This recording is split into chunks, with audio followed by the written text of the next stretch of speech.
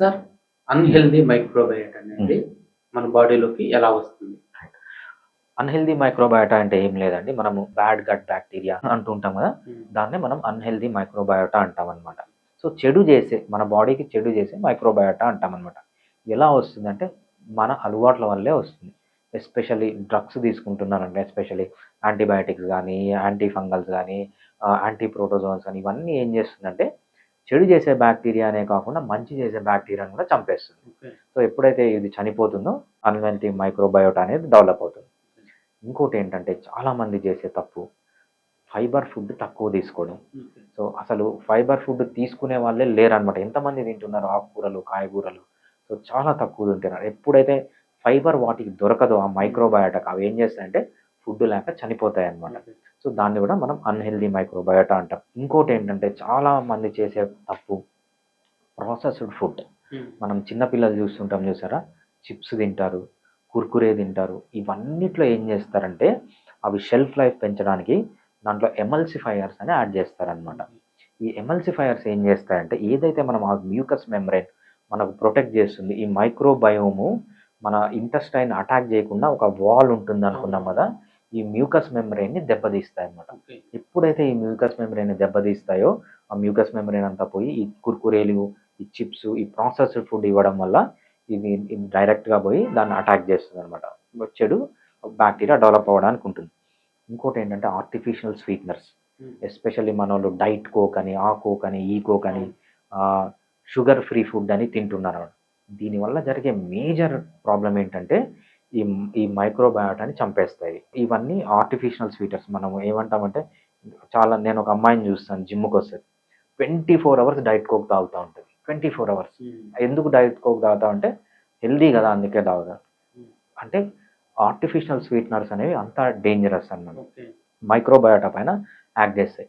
అంతేకాకుండా artificial foods, మనకి ఏదైతే న్యాచురల్ ఫుడ్స్ కాకుండా ఆర్టిఫిషియల్ ఫుడ్స్ తింటామో, ఎస్పెషల్లీ ఆర్టిఫిషియల్ ఫ్యాట్స్, మనం వనస్పతి అవి మనిషి తయారు చేయని అంటే నేచర్లో దొరకని ఫుడ్స్ ఎప్పుడైతే తింటామో ఆ ఫుడ్స్ తినడానికి వీడికి అడాప్టేషన్ ఉండదు. సో నేచురల్లో ఏదైతే ఇవి నేచర్లో పెరిగాయి కాబట్టి న్యాచురల్ ఫుడ్ ఏమన్నా వీటికి అందిస్తే దాన్ని డైజెస్ట్ చేయగలం.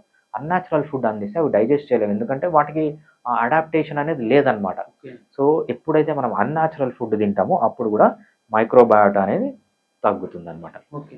ఇంకోటి ఏంటంటే ఫాస్టింగ్. చాలామంది ఫాస్టింగ్ మంచిది అంటారనమాట. ఫాస్టింగ్ మంచిదే, కానీ దానికి ఒక ప్రాబ్లం కూడా ఉంది. ఓకే. ఫాస్టింగ్ చేసేటప్పుడు ఏమవుతుందంటే మైక్రోబయోటాకి ఫుడ్ దొరకదు.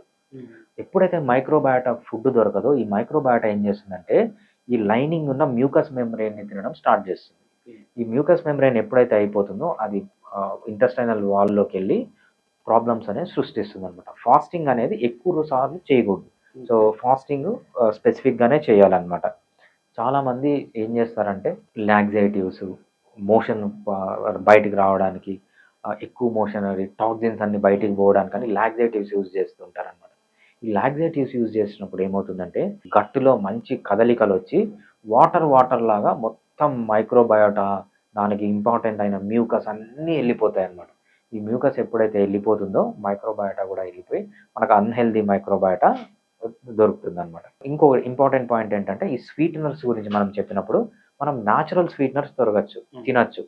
ఆర్టిఫిషియల్ స్వీట్నర్స్ ఏవైతే మనకు మనకు స్వీట్నర్స్ 2 రకాలు ఉంటాయి, న్యాచురల్ స్వీట్నర్స్, ఆర్టిఫిషియల్ స్వీట్నర్స్. ఎప్పుడైతే ఈ ఆర్టిఫిషియల్ స్వీట్నర్స్ తింటామో అప్పుడే ఈ ప్రాబ్లమ్స్ అనేవి ఎక్కువగా వస్తుంటాయి అన్నమాట. దీంతో పాటు షుగర్స్, ఎప్పుడైతే షుగర్స్ తింటామో షుగర్స్ అనేవి డిటర్మెంటల్ టు మైక్రోబయోటా. ఈ మైక్రోబయోటా ఏం చేస్తుందంటే ఈ షుగర్స్ని డైజెస్ట్ చేయలేదు. సో ఈ డైజెస్ట్ చేయలేక ఈ ప్రాబ్లమ్స్ అన్నీ మనకు వస్తాయన్నమాట. ఇంటెస్టైనల్ మైక్రో విల్లై దెబ్బతిని ఎప్పుడైతే ఆ బ్యారియర్ అనేది దెబ్బతిందో అప్పుడు ప్రాబ్లమ్స్ అనేవి స్టార్ట్ అవుతుంటాయి. Halciform Fitness